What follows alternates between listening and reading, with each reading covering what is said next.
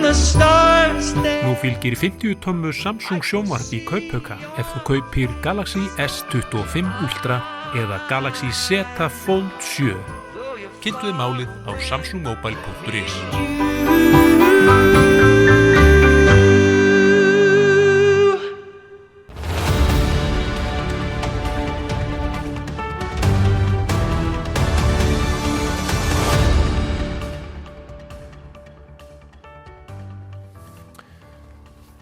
Komið sæl og blessuð og velkomin í Spursmál föstudaginn 16. janúar. Mikil fréttavika að baki sannarlega og ekki öll kurl komið til grafar enn. Ég vil í upphafi þess ágæta þáttar minna ykkur á frábært sérblað sem við erum að gefa út með Morgunblaðinu í dag EM. Strákarnir okkar að hefja leik í kvöld eða klukkan 5 að íslensku tíma og mæta Ítalíu fyrsta leik. Hér kennir ýmsa grasa, mikill fróðleikur sem að þið getið sótt mótið framundan. En við vöknuðum upp við vondan draumleifi, ég meira að segja nú í morgun. Guðbrandur Einarsson, þingmaður Viðreisnar, hann hefur sagt af sér þingmennsku eftir að í ljós kom að hann hafði reynt að kaupa sér vændi árið 2012. Þetta gerir málið allt mjög vandræðalegt, ekki síst í ljósi þess að það tengist setu hans á þingi Alþýðusambandsins það ár. Það þing sem að auðvitað barðist gegn mansali af öllu tagi og þar getur tvískinnungs í framgöngu þingmannsins. Hann hefur sagt af sér, gefið óljósar skýringar hvað gekk á þarna, virðist hafa verið í einhverri íbúð sem lögreglan gerði áhlaup á vegna ætlaðrar vændisstarfsemi. Hann segist reyndar ekki muna hverjir voru með honum í þessu partíi, en voru það mögulega einhverjir af vettvangi ASÍ. Það á eftir að koma í ljós og kannski einhverjir fleiri eftir að stíga fram. Það vitum við ekki. En nú komin nýr þingmaður fyrir Viðreisn sem að við munum kynnast á vettvangi fjölmiðlana á komandi vikum. Þetta enn eitt áfallið fyrir ríkisstjórn Þorgerðar Kristrúnar og hennar Ingu Sæland. Ég ætla hins vegar að segja að ég óska Guðbrandi Einarssyni og hans fjölskyldu góðs gengis. Þetta eru erfiðir tímar. Það ekki ástæða til að hlakka yfir óförum fólks. Við vonum að þau finni sátt í sínu hjarta eftir þennan ægilega atburð. Mér langar síðan til þess að færa talið að Alþýðusambandinu sem að tengist þessum máli með óbeinum hætti. Því að í byrjun 7. janúar nánar tiltekið sendi Alþýðusambandi frá sér undarlega yfirlýsingu sem að tengist aðgerðum Bandaríkjaherstjórnar í Venesúela. Þeir handtóku Maduro, harðstjóran mikla sem að hefur farið illa með þjóð sína á síðustu 12 árum á valdastóli, flutti hann til New York og hafa ákært hann fyrir ýmsa glæpi. Alþýðusambandið sá ástæðu til að álykta og fordæma þessar aðgerðir Bandaríkjastjórnar og í yfirlýsingu frá Alþýðusambandinu segja þau meðal annars: Við tökum undir tafarlausa kröfu alþjóðasamfélagsins sönnun lífsmarks, virðingu fyrir líkamlegu öryggi og lausn forsetans Nicolás Maduro og eiginkonu hans Cilia Flores sem á allra annara borgara sem ólöglega hafi verið numin á brott í þessari ólöglegu aðgerð. Það vil nú þannig til að Nicolás Maduro hefur valdið því að hagkerfi Venesúela hefur skroppið saman 70% frá því að hann tók við árið 2013. Ný könnun Economist sýnir að meiri hluti íbúa Venesúela ánægður með þessa aðgerð Bandaríkjastjórnar. Það kannski ekki aðalpunkturinn. Alþýðusambandið má vera þeirri skoðun að það ekki að taka svona harðstjóra út úr myndinni og koma fólki til bjargar. En af hverju Alþýðusambandið að álykta þessi málefni en lætur vera að tala síhækkandi verðbólgu, gríðarlegt atvinnuleysi sem að koma upp úr mælingum hjá vinnusérfræðingum og stofnunum ríkisins? Það ekki atriði sem að þessi stofnun Alþýðusambandið á að einbeita sér að frekar en hernaðaraðgerðum í Suður-Ameríku? Almenningur á Íslandi hlýtur að spyrja sig að því. Ég velti fyrir mér hvort að það tengist því að Finnbjörn A. Hermannsson og hans vinnir, þeir styðja þessa ríkisstjórn þar að pólitískum toga runnið. Ef að önnur ríkisstjórn hefði verið við völd í landinu, hefðu þeir þá ekki látið í sér heyra ef verðbólgan væri komin í 4,8%, stefndi reyndar í 5,1% og atvinnuleysi væri orðið 6,5%. Ég lýsi hér með eftir forseta Alþýðusambandsins sem virðist horfin af yfirborði jarðar. En meira af verðbólgunni. Ragnar Már Gunnarsson, hann klókur hagfræðingur og varpar oft ljósi á áhugaverða hluti á samfélagsmiðlinum X. Hann var að birta tölur núna sem tengjast verðbólguspá Seðlabankans. Hann skoðar annars vegar spá bankans frá því í nóvember 2024 og hins vegar í nóvember 2025. Og það að syrta í álinna mati Seðlabankans. Verðbólguhorfurnar eru verri nú heldur en fyrir ári síðan. Og gangi spá Seðlabankans eftir munu heimilin á Íslandi þurfa að punga út á næstu 6 ársfjórðungum 254.000 krónum meira heldur en þau hefðu átt að gera miðað við spána í árslok 2024. Kristrún Frostadóttir forsætisráðherra segir að planið sé að virka og hlutirnir horfi í rétta átt, en ef að Seðlabankinn hefur rétt fyrir sér, þá er það ekki raunin. Þá er staðan fyrir heimilin í landinu verri nú heldur en þegar Kristrún tók við völdum 21. desember 2024. Mér langar hér rétt í lokin til þess að ræða við ykkur líka Pétur Marteinsson. Hann að bjóða sig fram sem oddviti Samfylkingarinnar hjá Reykjavíkurborg. Hann þorir ekki að mæta hingað í þáttinn og svara einföldustu spurningum, reyndar ekki frekar en borgarstjórinn Heiða Björg Hilmisdóttir, en hann að mæta í podcast og þætti út kvippinn og kvappinn. Við höfum verið að fjalla málefni sem að tengjast lóðabraski sem hann stóð í. Dagur B. Eggertsson lét hann hafa lóð á grundvelli samkeppni árið 2017. Hann ætlaði að reisa þar hagkvæmar íbúðir. Engin íbúð hefur risið á þeim reit, en Pétur virðist hafa selt lóðaréttindin fyrir 200 milljónir ásamt 2 félögum sínum og fyrirtakandan stungið 70 milljónum í vasan í formi arðgreiðslu út úr þessu félagi. Vandinn er sá að Pétur vill ekki ræða við okkur. Hann vill ekki útskýra hvernig á þessu stóð eða hvernig hann stóð að þessu. Það breytir ekki því að við munum fjalla það mál, gerum það í Morgunblaðinu í dag og sennilega næstu daga og það hefur við gert að undanförnum. Ég skora á Pétur Marteinsson, Heiðu Björgu og allt þetta ágæta fólk, Kristrúnu Frostadóttur líka, að mæta hingað til að ræða þessi mál. Á tyllidögum segja þau að það sé mikilvægt vegna lýðræðisins að eiga hispurslausa og opna umræðu stöðu samfélagsins og það er best að gera það hér á vettvangi spursmála, þar sem fólk fær alvöru spurningar og alvöru viðnám. Áður en ég ræði hér á eftir við Björn Brynjúlf Björnsson, framkvæmdastjóra Viðskiptaráðs og Diljá Mist Einarsdóttur, þingkonu Sjálfstæðisflokksins fréttir vikunar, þá ætlar Ásthildur Hannesdóttir, kollegi mín, að fara yfir það hvernig pólitíkin blasir við okkur á samfélagsmiðlunum. Í lok þáttar koma svo 3 oddvita frambjóðendur Viðreisnar í borginni til mín og ræða hvernig þau hyggjast stýra borginni, fáðu umboð til þess í prófkjöri Viðreisnar þann 31. janúar næstkomandi. Fylgist þið með þessu. Ok guys, eru það grínast hvað það er komið mikið stuð á sveitastjórnarstigið eða? Jesús, spennan bara magnast með hverjum deginum. Allir að tefla einhverjum góðum löfnum fram og prófkjör í nánd og bara allt á suðu, sko. Og þetta minnir mann helst bara á uppstillingu manngangs og skákborði. Það kunna nefnilega ekkert allir mannganginn, sko. Ekkert frekar en pólitík. En ég meina já, það er allt annað mál.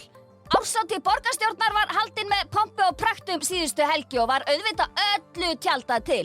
Og eðlilega, því að þetta var líklega síðasti dansinn sem að þessi hópur mun dansa saman. Já, ég meina, það er ekkert ósennilegt, því manngangurinn er kannski áreiðanlega alveg pottþétt eitthvað aðeins að fara að breytast og verður jafnvel sennilega og alveg örugglega ekki ágreiningslaust. En já, Líf Magnúsdóttir mætti glæsileg með eiginmann sinn upp á arminn. Bíddu, nei, þau eru ekki gift. Þau eru ekki gift? Já, hérna, heyrðu mig nú, bara drífa í því mín kæru, sko. Þetta er áskorun. Nei, þetta er skipun. Á hnén með þig kalldurgur og þó fyrr hefði verið. Magnea Gná var ekki síður glæsileg en virtist mjög einsömul. Hún er náttúrulega alveg bara makalaus, hún Magnea. Nei, sko bókstaflega. Ég held hún sé bókstaflega makalaus. Kannski hjálpar að auglýsa eftir einhverjum góðum makakosti fyrir hana hér á þessu vettvangi. Já, en ég meina hún má samt alveg líka vera singul fyrir mér, en já. Ef ykkur áhugasamir er núti eða áhugasöm eða whatever, ég veit ekkert hvar fólk stendur, já, þá bara go for it. Hildur Björns sannaði það að hún er meiri prinsessa en Ariel, Öskubuska, Garðabrúða og Elsa í Frozen til saman, sko. Hún er lifandi Disney prinsessa. Sjáðu hana. Sanna Magdalena var snoðuð í síðkjól á árshátíðinni en þessi ævintýralega falli rauði síðkjóll klæddi skallan hennar bara ótrúlega vel. Ótrúlega sæt, Sanna. Heiða Björg #borgarstjóri mætti sem svaka glimmergella og skartaði alveg rosa smart paljettu samfestingi. Og núna þið kannski að hugsa hvort það hafi bara konur verið á þessari árshátíð og ég held að svarið sé bara já. Eða í það minnsta voru engin önnur kyn jafn upptekin af því að posta af sig myndum úr þessu samkvæmi, sko. Mjög skrítið allt saman. Ég veit ekki alveg hvort það tengist því að ekki hafði þá og þegar verið búið að ráða nýjan viðverustjóra til starfa hjá borginni sem hefðu nú kannski geta tryggt betri mætingu fleiri kynja á árshátíðina eða hvað það nú var. Snúli Másson, hann virðist alltaf að vera mjög hrifinn af þessu nýja stöðugildi hjá borginni. Já, eða hitt og heldur.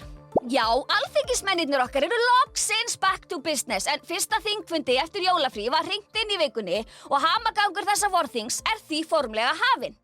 Ég bara, já, maður getur ekki sagt að gleðin hafi verið við völd þarna. Ég veit ekki, ég skynja alveg frekar mikinn harm í þessum myndum. Manni verður eiginlega bara illt, sko. Nei, allavega bara þangað til að sólskinsbrosið hans Daða Viðreisnar Spaða fyllti herbergið. Jesús, sjá hann! Takk fyrir þetta, Daði, út algjudúlla. Íslenskasti Íslendingurinn Halla Hrund lagði land undir fót og kannaði aðstæður í Tröpparalandinu í vikunni og já, hún fór svona að athuga hvort að þeim sé nú alveg alvara með öllu þessu Grænlandsrausi sínu. En já, við þurfum að bíða aðeins lengur. Hún ætlar að segja okkur frá þessu öllu saman eftir helgi. Woohoo! Bogga Gunn tók á móti framtíðar alþingismönnum úr Versló og kendi þeim allt sem hún kann og bara Guð hjálpi þeim, sko. Já, en ég meina, þó þetta séu einhver bólugrafin ungmenni með víravirki í kjaftinum núna, þá gæti einhver þarna orðið miklu stærri en við. Blessaðir innfeldingarnir. Kannski er framtíð að forsætisráðherra þarna. Krafturinn í Obbu áþreifanlegur þessa dagana. What a woman, ha? Þingið fer af stað og bara BOOM! 4 frumvörp lögð fram, takk fyrir tíkall, sko. Hoppa, boppa, segir maður nú bara. Sjálfi kóngurinn okkar svindlaði sjálfsögðu ekkert á sjálfunum í vikunni. Það gerir hann aldrei eins og þið vitið. Sjáu þið hvað hann er glaður í þessum góða félagskap með þeim Marjurut og nossaranum hann Gúri eða Guri eða ég veit ekki hvað hann heitir. Gaman, gaman í þeim. Gnarrinn okkar deildi gömlu myndefni af sér sem hann sá einhver staðar bræða fyrir. Svona, já, bara eins og gengurinn gerist. Og vá, maðurinn hlýtur að sofa í Tupperware-boxi, sko. Í alvöru, það bara getur ekki hann að verið. Það hefur ekkert breyst, bara ekkert. Já, heyrðu, og svo skellt hann sér líka í málaragallan og klingdi framsóknargrænum lit á allt heimilið. Örugglega mjög vinsælt uppátæki. Svo fekk hann príðis hugmynd af strætóskilum sem setja mætti upp alla borg miklu frekar en þessi, hvað á maður að segja, auglýsingamengandi glerkassa sem við höfum þurft að venjast út alla trissur. Já, hann deyr ekki ráðalausan, gnarr. Dagga Konna tók feitustu jafnaðamanna selfie allra tíma í vikunni og smeltinu bara á grammið. Ég legg ekki meira á ykkur, sko. En er það bara ég? Eða er múminálfa Mía, þarna, Mía litla, er hún tvífarinn hennar Dagbjartar? Bara svona svipað eins og Biggi í Gildrunni. Hann er tvífarinn hennar Ingu Sæland. Nei, þetta er bara pæling, sko. Ég er bara að pæla. Talandi Ingu, það er aldrei logn molla í kringum hana. Nýja barna- og menntamálaráðherrann okkar. Já, hún er sko bara mætt með sleggjuna, ha? Það er svona kennaraprikk okkar samtíma, sko. Ég held það. Ég held að þetta sé nýja kennaraprikkið. Enda eru skólarnir fyrir börnin, ekki börnin fyrir skólana. Suckers! Aumingja Ólafur Adolfsson, Jesús minn, hann lét til leiðast og er nú kominn í aðhalstauminn hjá Diljomist sem segja má að sé svona einskonar forsprakki byggjast lúser alþingi. Í alveg það þyrfti eiginlega að fara að taka upp einhverjum svona sjónvarserju að þessu, sko. Henni er nefnilega sko ansi ant lýðheilsu samstarfsmanna sinna á þinginu, þvert á flokka, sko. Óli tók áskorun Diljár og reifi lóðin með henni hérna í alþingisræktinni og ég segi nú bara í sandölum og ermaljósum ból hvað, sko. Hann var nefnilega bara klæddur gallabuxum og spariskóm. Ha, hann kemur náttúrulega bara alltaf til dyrann eins og hann er klæddur. En sjáu þið, öflugur er hann. Alger lamba skanki, sko. Nei, guð, almáttugur, ég bið forláts á þessu. Það er ekki smekklegt að líka fólki við matvæli, sko. Sorry, Óli, þú ert flottur og þú líka, Diljá. Litlu buffin, maður.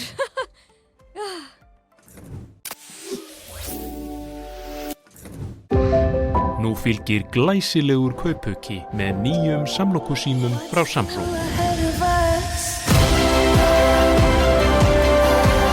Kynntu þér málið á samsungmobile.is. Klæddu bygginguna í stíl með álklæðningu frá Límtré Vírnet. Íslensk framleiðsla, nýsköpun og áratuga þekking. Kynntu þér möguleikana á limtrevírnet.is. Skaðabætur, miskabætur, sárabætur, sjúkrabætur, slysabætur, uslabætur, þjáningabætur.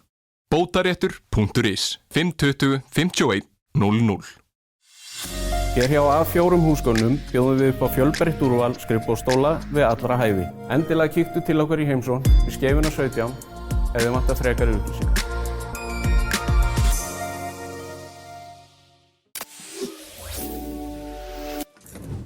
Komið sæl að nýju. Við þökkum Ásthildi Hannesdóttur fyrir þessa frábæru yfirferð af samfélagsmiðlunum. Hingað eru hins vegar komnir tveir góðir gestir á miklum fréttadegi.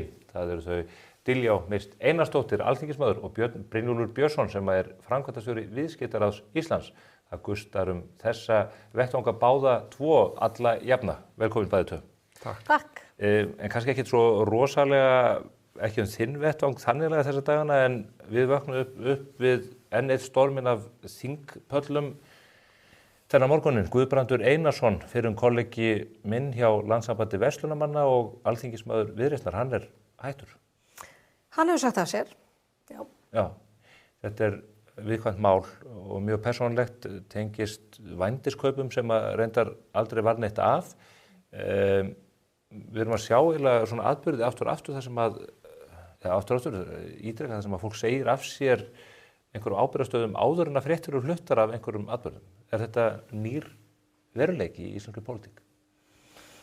Já, ég sé náttúrulega bara þetta mál bara frá því árum áður þegar fólk sagði seintið illa af sér og þá þetta náttúrulega dag eftir dag eða viku eftir viku og reynist oft mjög sársaukafullt fyrir viðkomandi einstakling og flokk hans og þannig að með því að taka þessa ákvörðun strax hann auðvitað að minnka umfjöllun og áhuga á málinu, þannig að þetta auðvitað svona forvirk aðgerð í þeim skilningi. Menn eru kannski að læra að höggva á hnútana þannig að þetta svona skaðaminnkunarmál.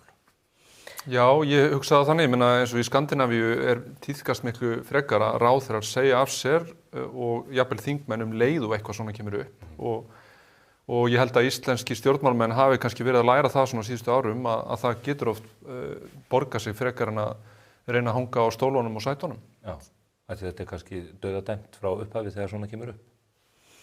Já, íslenski stjórnmálamenn, eins og Björn segir, hafa verið gagnrýndir fyrir að sitja of lengi og svona þráast við þegar svona mál hafa komið upp. Og þarna tekur Guðbrandur þá ákvörðun að stíga bara strax til hliðar og ber því við að hann vilji að það ríki algjör friður störf ríkisstjórnarinnar og það bara hans ákvörðun og hún virðingaverð.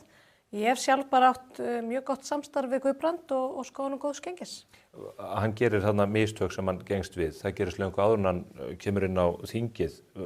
Þetta orðið þannig að eina fólki sem getur sest á þing fólk sem hefur aldrei mist í þessu eða gert hluti sem að það eðlum á samkvæmt sér eftir? Já, maður kannski veit ekki mikið þetta mál, annað en það sem hefur komið fram í stuttum fréttum og yfirlýsingu hans sjálfs. Og eins og segir, þá virðist hann ekki hafa hlotið dóm fyrir og hafa misstigið sig í þessum efnum. Ég skal ekki segja, þetta bara hans persónulega ákvörðun og hann tekur það ákvörðun að þessu máli skuli ljúka svona til þess að verði friður störfin og þingstörfin, sem nú ekki ýkja mikill eins og þú fórst yfir hér áðan. Þannig ég von ekki, við auðvitað viljum búa í samfélagi þar sem fólk getur misstigið sig og axla ábyrgð og fengi fyrirgefningu, en auðvitað gerir fólk ríkari kröfur til þjóðkjörinna fulltrúa heldur en annara. Þannig að það auðvitað spilast þannig inn í, hlýtur að vera. Hann hefur líka verið mikið talsmaður feminisma og kvenréttinda. Þetta verið þá gerst þarna á einhverju ASÍ þingi þar sem að menn voru að álykta gegn mansal og annað, þannig að menn eru svona virðist gjarnan í því að verða svokallaðir vegprestar, þar að segja vísa veginn en fara hann ekki sjálfir. Það auðvitað ekki til eftirbreytni. Ég tek undir bara að þetta auðvitað í hans höndum. Hann kjörinn sem rauninni einstaklingur núna á Alþingi og ræður því hvað hann gerir og þannig að þetta hans mat að það fari best á þessu svona og þetta þekkjum við ekki málaverst, þetta kom bara upp í dag þannig að það svona kannski litlu við það að bæta. Ég meina það auðvitað bara, maður þarf líka að sjá bara eins hvað betur svona hvernig ríkið sest. Þetta verður þá gerst í einhverju partí þar sem lögregla riðst inn, átti að sjá því að væri einhverju vændisþjónusta í gangi. Guðbrandur segist ekki muna hverju voru með honum í þessu partí. Þeir menn sem þar voru ekki að gera hreint fyrir sínum dyrum. Kannski ekki öll kurl komin til grafa varðandi það. Það var auðvitað forvænlegt að vita það hvort að fleiri munu stíga fram í kjölfarið og gera hreint fyrir sínum dyrum. Ég skal ekki segja. En að því þú spurður út í þessa svoköllu svona sjálftöku presta sem að gerðan messa yfir öðrum þó ég sé ekki að væna Guðbrand það að þá auðvitað bara sífellt verið að minna mann á það að maður eigi auðvitað kannski að gæta meðalhófs í umræðunni og ekki gerast sekur það að vega of harkalega fólki eða dæma það. Því að öllum það okkur á mistök þó ég sé auðvitað ekki að gera lítið úr þessum verknaði sem að þarna til umræðu. Engin orð sín stilla kann, svo öllum líka megi hann. Ég þekki það af eigin reynslu. Aðeins meira af þinginu. Málefni Írans, þar geisar hálfgerð borgarastyrjöld núna. Almenningur í landinu hefur fengið sér fullsætan að þessari viðbjóðslegu klerkastjórn sem hefur tekið þetta land og rústaði frá árinu 1979. þú hefur verið að gera þetta umfjöllunarefni á hinu pólitíska vettvangi. Það fer lítið fyrir þessar umræðu hjá stjórnmálamönnum hér heima. Já, það mjög miður. Því að þetta kannski ekki gerst fyrir augunum á okkur því að það auðvitað búið að rjúfa tengsl Írans við umheiminn. Það nú partur af þessari ofsakúun sem að klerkastjórnin beitir í sínu landi og eins og segir þá almenningur búin að fá sig algjörlega fullsatan af getuleysinni, kúuninni og ekki síst trúar ofstækinu sem að þeir hafa viðhaft við stjórn þessa lands áratugum saman. Og þarna erum við að sjá grimmd og ofbeldi, ofsóknir og morð af þeim skala sem að á sér ekki mikla hliðstæðu. Þannig að Það talið alltaf 12.000 manns hafi fallið fyrir kúlum byltingavarðarins á þessum örfáu dögum. Það ekki staðfesta tölur en svona efri mörkin, það talað 12.000 manns. Við sjáum fréttamyndir sem að leka út úr landinu af líkpókum í löngum röðum. Og öryggissveitum að ráðast inn í sjúkrastofnanir til þess að draga þar út mótmælendur Dæma og væntanlega til dauða. Og það auðvitað ótrúlegt og aðdánuvert að fylgjast með írönskum almenningi sem að hefur allan þennan tíma verið mjög þrautsegur og ekki látið þakka niðri sér og reglulega mótmælt. Þrátt fyrir að mótmælum hafa verið mætt af mikill hörku, ofsóknum, pyntingum, fangelsun, dauðarefsingum. Og núna þetta slíkur fjöldi, það talið að milljónir manna hafi tekið þátt í mótmælunum, þurst út á göturnar og hreinlega tekið með beinum hætti þátt í mótmælunum. Þannig að þetta auðvitað svona kannski mótmæli sem að skera sér sérstaklega úr og ég hvatti hreinlega í þinginu gær þingmenn og almenning allan á Íslandi til þess að láta sig málið varða og láta til sín taka eins og þeir gætu. Eitthvað að frétta úr utanríkismálanefnd eða að vænta einhvers konar þingsályktunartillögu eða eitthvað slíks frá þinginu þetta? Mér finnst líklegt að við munum ræða þetta á næsta fundi nefndarinnar.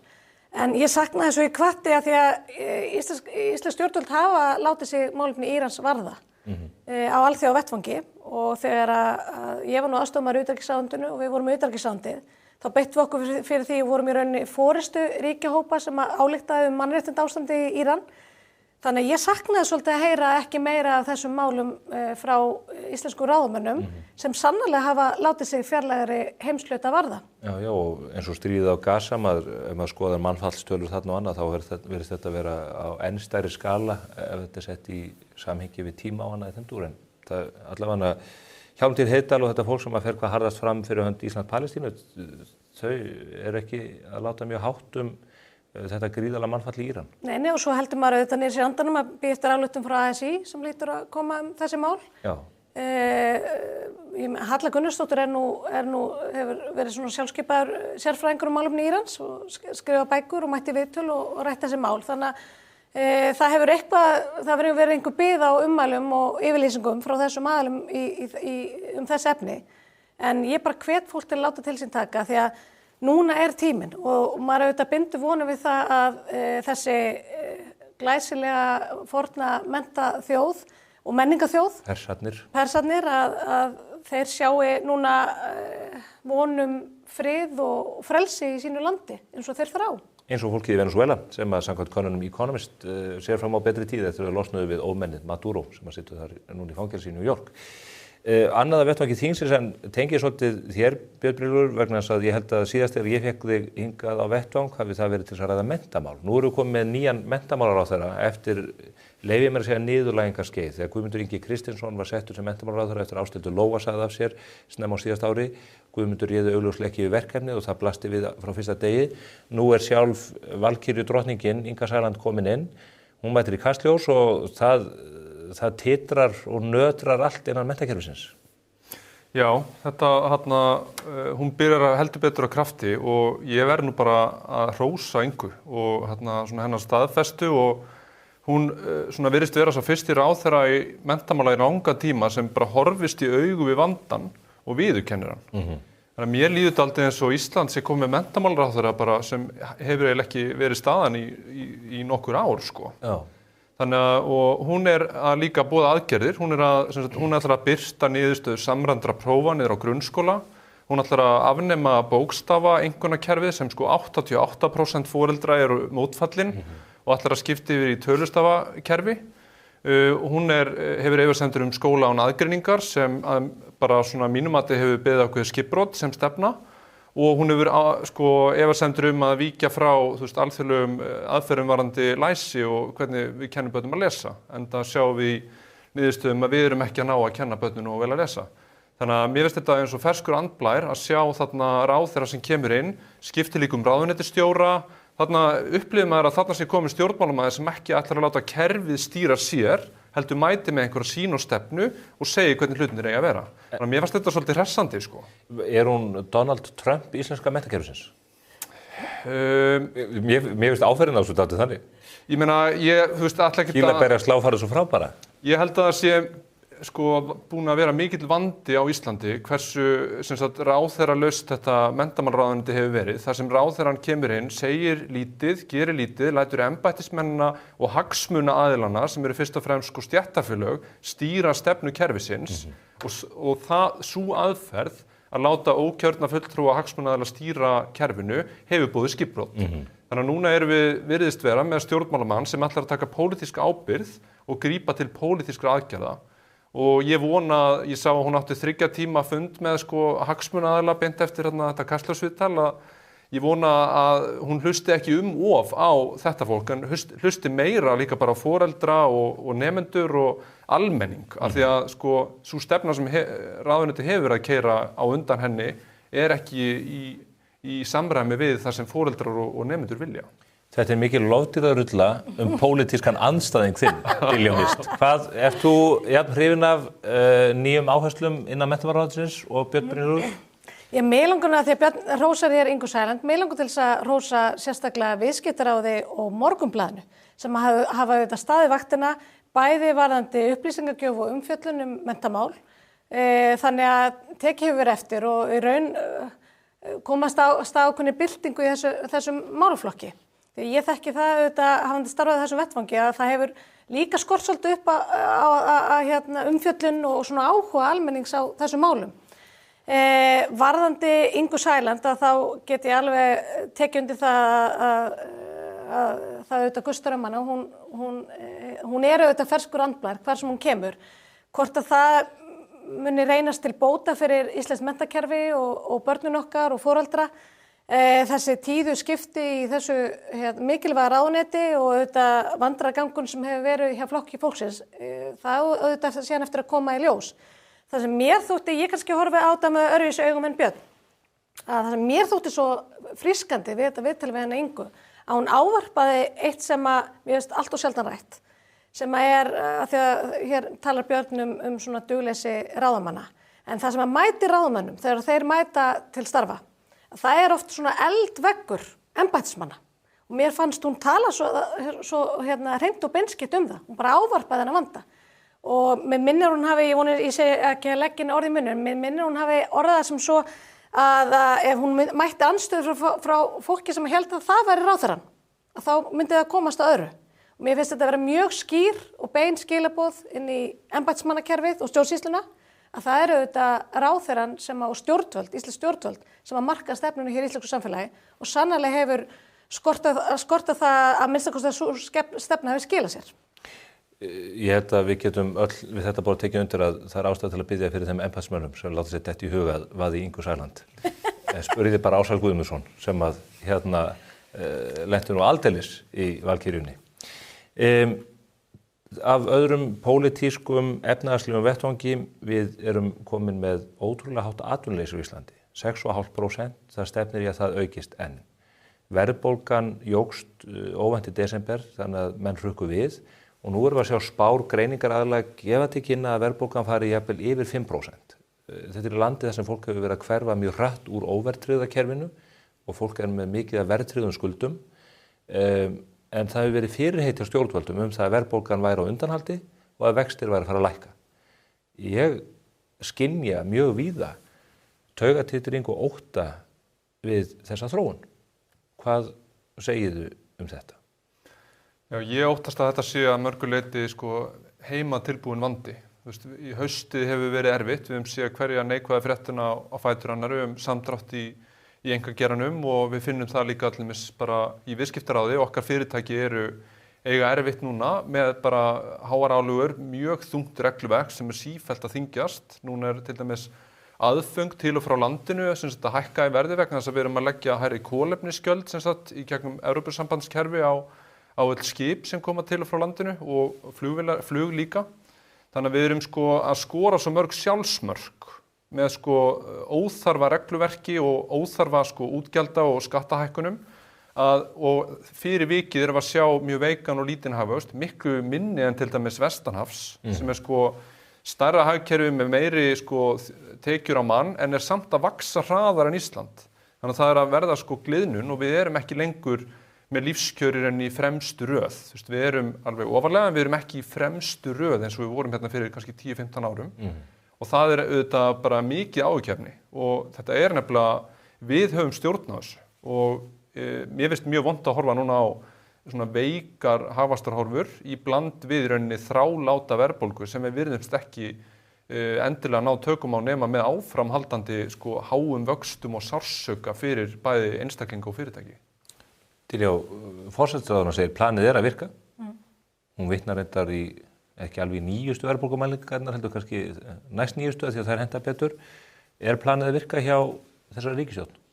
Nei, ég ekki viss að almenningur og atvinnulífið taki undir þá sín forsætisráðherra. Og nú því miður að raungerast sú mynd sem að við vörum svo eindregið við í þinginu núna þegar við vorum að vinna með fjárlögin í þinginu sem voru auðvitað gríðarleg vonbrigði þó þau hafi verið auðvitað fyrir séð hjá vinstristjórn. Það sem að það ekki verið að skila sér hallalausum fjárlögum, það verið að auka útgjöld alveg gríðarlega sem auðvitað verðbólgu hvetjandi. Og ef að þetta plan Kristrúnar Frostadóttur sem að virka, þá leggur hún það plan og þá niðurstöðu bara í dóm kjósenda. Ég ekki viss að minnst kosti þeir séu eins ánægðir með planið eins og valkyrjurnar. Fjármálaráðherra hann var hjá okkur á skattadeginum í gær og hann var með mjög talaði mjög skýrt og jákvætt að mörgu leyti. Hann talaði að það þyrfti að passa upp á þessa hluti. Svo var líka mjög áhugavert erindi frá Orra Haugsinni sem var að benda á ríkisútgjöld hinir raunverulegi skattar. Vegna þess að þegar þú eigur ríkisútgjöld eða opinber útgjöld, þá varst að toga til þín vinnuafl eða takmarkaða þætti hagkerfisins og svo þarft að greiða fyrir það. Og það annarkvort gert með sköttum eða lántöku af framtíðarkynslóðum eða í verðbólgu. Þannig að það þessi útgjaldaaukning hins opinbera, það það sem að taka af ráðstöfunarfé og lífskjörum fólks. Og þessi fjárlög að auka ríkisútgjöldin 9% milli ára. Það gríðarlegur útgjaldaauki í ári þar sem menn segja að við ætlum að geta aðhalds til þess að gera Seðlabankanum kleift að lækka vexti. Mér hefur þótt alveg óásættanlegt þegar við erum að ræða þessi mál og stöðuna sem uppi komin, af því að við vitum það til dæmis að Íslands samfélagi þolir atvinnuleysi og svo hátt atvinnuleysi mjög illa. Og nú erum við sjáum ekki fram á hvorki vextir eða verðbólga sé að fara niður og atvinnuleysi muni bara aukast og við hljótum hafa þungar ágjur en eins og Björn, ég hlustaði nú ekki á erindi fjármálaráðherra en skilaboðin til okkur í þinginu hafi einmitt verið eins og á þá leið sem að Stefán kemur inn á hér áðan að planið sé að virka, það sé allt bara hérna í glimrandi góðstandi og þá bara verið að reyna að fara í einhverju talnaleikfimi, verið að setja þessar tölur í samhengi við eitthvað annað sem hlutfall af einhverju hvernig sem það en fólk og fyrirtæki finna þetta á eigin skinni og það auðvitað það sem að skipti máli, ekki hvernig ráðumönnum tekst einhvern veginn að tala sig út úr vandamálum með skýrsskotun í einhver hlutfall eða einhverju tölur og prósentur. Það mjög alvarlegt ástand í hagkerfið þar sem að verðbólga viðvarandi, vextir haldast háir en hagkerfið kólnar leið og atvinnuleysi eykst. Það getur orðið alveg ofboðslega vítaverður hringur. Já, af því að þá í rauninni hefur til dæmis Seðlabankinn eða peningastefnan engin verkfæri til að í rauninni örva hagkerfið, af því að þá ekki hægt að auka í rauninni lækka vexti eða slíkt, af því að þá myndir fá stjórnlausa verðbólgu. Þannig að þá þarf að vera með háa vexti og dýr lán til fyrirtæki og einstaklinga, þannig að þá hægt að gera minna og þá helst atvinnuleysi hærra. Þannig að þá þurfum við að vera með svipun á bakinu á okkur á sama tíma og það of lítið í gangi. Það tæpa 2 vikur í að við fáum verðbólgumælinguna fyrir janúar. Landsbankinn var að spá 5,1% verðbólgu, það að segja hún sé að aukast talsvert milli mánaða. Seðlabankinn kemur síðan, eða peningastefnu nefnd Seðlabankans kemur saman held í 2. og 3. febrúar og tilkynir að morgni 4. vaxtaákvörðun. Það verður áfall fyrir þetta hagkerfi ef að það verður ekki hægt að lækka vexti áfram. Þeir eru ennþá allt og háir. Já, og þeir eru afleiðing af verðbólgunni. Þannig að þú veist, núna síðasta mæling þar sem verðbólgan hækkaði og var vel umfram spár, það var í rauninni mikið áfall. Þannig að verðbólgumælingin svona það sem allra augu á núna í loki janúar og svo eiginlega vaxtaákvörðun bara svona sjálfkrafa afleiðing af því. Breska ríkisstjórnin hefur verið að vinda ofan af ákvörðunum sem þau hafa tekið. Það hefur verið að taka uppbeygjur varðandi skattahækkanir og annað. Sérðu fyrir þér Diljá þegar að þessi veruleiki blasir við á nýja ári að Daði Már og Kristrún með sleggjun á lofti muni endurskoða ákvarðanir sem að þau hafa tekið varðandi íþyngjandi aðgerðir gagnvart atvinnulífi og almenningi? Já, þau hafa ekki talað þannig og miklu frekar talað þannig að þetta séu velhæfnar aðgerðir og eins og þú segir að planið sé að virka og staðan sé miklu betri heldur en hún í raun og veru. Og við hljótum að spyrja okkur á því og hér kemur bara smá vangavelta. Af hverju ráðamenn tala með þessum hætti? Þar með tali ráðamenn eins og Kristrún og Daði sem að njóta almennt mikils traust, sérstaklega í þessum efnum. Af hverju gera þau svo lítið úr þessum gríðarlega stóra vanda og bregðast ekki við með einhverjum hætti? Og einhverjir hafa velti upp og setta í samhengi við fyrirætlanir þessar ríkisstjórnar og mikinn áhuga á að koma okkur inn í Evrópusambandið. Og án þess að bera þetta upp sem einhverja ásökun þá hlýtur maður að velta því upp og setja það í samhengi við þessar fyrirætlanir og þennan áróður. Af því að við þekkjum þau þetta vel úr þessum ranni að þegar að hefur svona kreftað að þá auðvitað lausnin iðulega sú að ganga í Evrópusambandið. Það auðvitað lausnin með öllu mögulegu, hvort sem að það öryggisógnir eða áskorun í menntamálunum eða einmitt efnahagsástandið. Þannig að ég vona að ráðamenn sé ekki að bæja þessum vanda frá sér og gera lítið úr honum og ávarpa hann ekki eða ráðast í nauðsynlegar aðgerðir af því að það eigi síðan að telja þjóðinni trúum að nú sé þannig komið fyrir okkur að við þurfum að ganga í Evrópusambandið. Við höfum á síðustu dögum verið að fjalla málefni Péturs Marteinssonar sem að bjóða sig fram til oddvita í borginni, vill leiða Samfylkinguna í komandi kosningum og þar með fella Heiðu Björg Hilmisdóttur. Hann var í lóðabygg miklu niðri í Skerjafirði, vann einhverja samkeppni, fékk úthlutað lóð, virðist síðan hafa selt hana og stungið 70 milljónum í vasann ásamt 2 öðrum félögum sínum sem að fengu síðan sikkurar aðra 70 milljónirnar. Við erum síðan að tala húsnæðisvanda á höfuðborgarsvæðinu og það vitað að húsnæðisliðurinn hefur verið einn af helstu drifkröftum verðbólgunnar á síðustu árum. Erum við ekki bara komið með eitthvað kerfi sem stæðst ekki skoðuninn á borgarna, þar sem að menn að fá úthlutað lóðum eftir einhverju kerfi sem Dagur B. Eggertsson hefur búið til, verðið pumpast upp, skiptir sífellt hendur og menn stinga bara sífellt fleiri krónum í vasann án þess að húsin rísi á þessum sömu lóðum?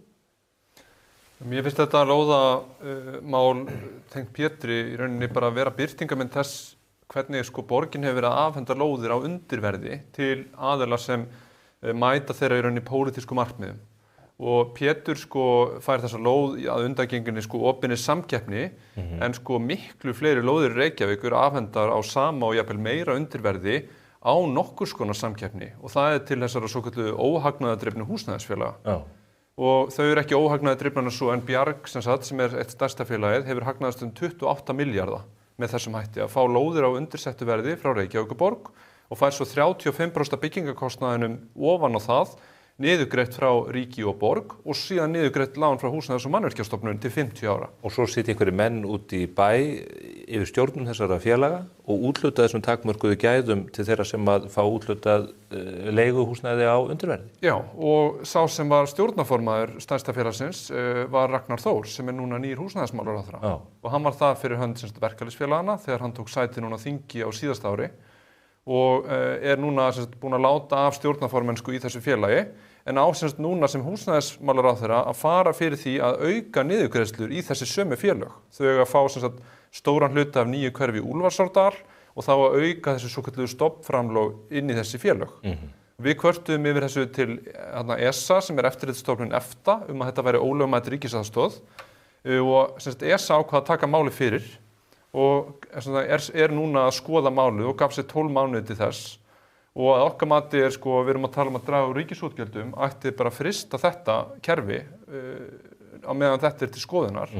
Og mér finnst sérlega óheppilegt að ráðherra húsnæðismála hafi verið hinum megin við borðið í þessu kerfi sem núna á að afhenda ennþá fleiri lóðir á undirverði án útboðs heldur en áður. Er það hagsmunaárekstur? Ég meina, hann með þetta skráð sem hagsmunaskráningu á vefsíðu Alþingis, hann búinn að láta af þessari stjórnarformennsku, þannig að ég myndi halda sko lögfræðilega sé það ekki, þú veist, en hann náttúrulega stjórnmálamaður og þarf auðvitað að svara fyrir það hvort að hann sé þarna með að horfa á almenning eða stéttarfélög eða einhverja hagsmunaaðila sem hafa auðvitað beina fjárhagslega hagsmuni af því að fá til sín sem mest af þessum lóðum. Hefur það ekki einmitt verið kallinn í kerfinu núna, menn hafa verið með ofur áherslu á að búa til félagslegt húsnæðiskerfi í stað þess að reyna að búa til umgjörð þar sem fólk getur bara eignast sitt hús upp á eigin spýtur og verið sjálfsins herrar? Sannarlega, og þar hefur vandinn auðvitað verið mestur í Reykjavíkurborg, en aðeins varðandi fyrrum kollega minn Pétur Martinsson, við vorum nú saman í framboði til alþingiskosninga 2009.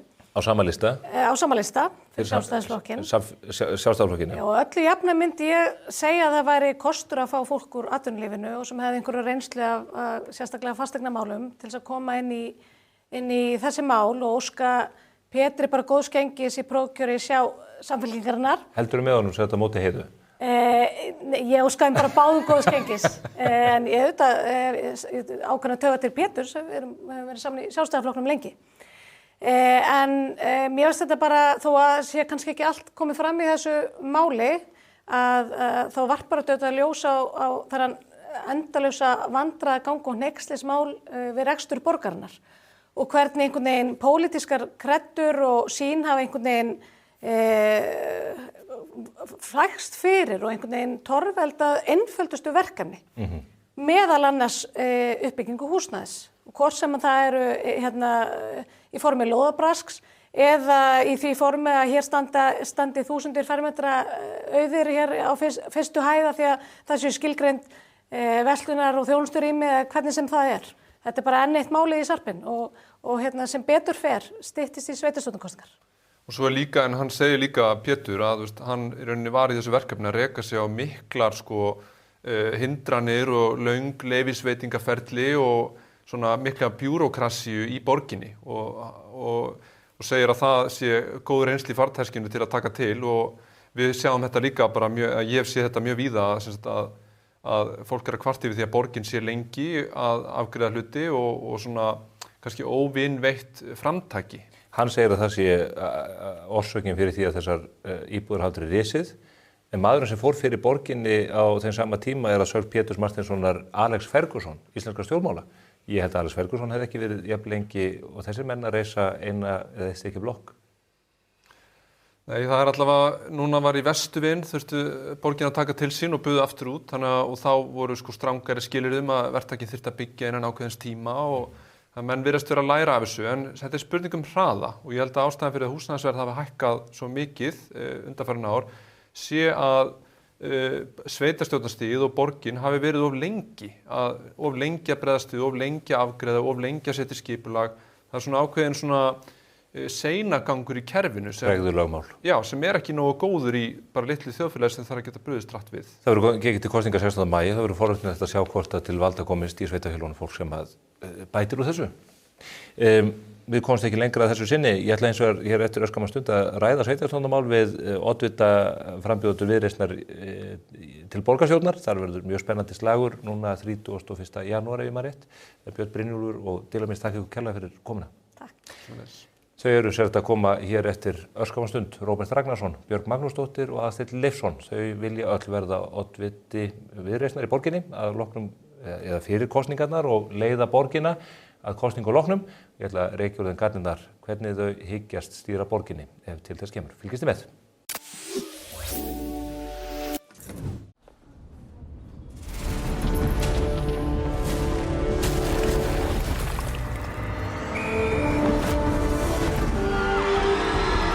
Hvern langar þig að hitta í dag? Pennin Eymundsson. Ekki gjalda fyrir útgjöldin. Cardio. Einfaldari útgjöld.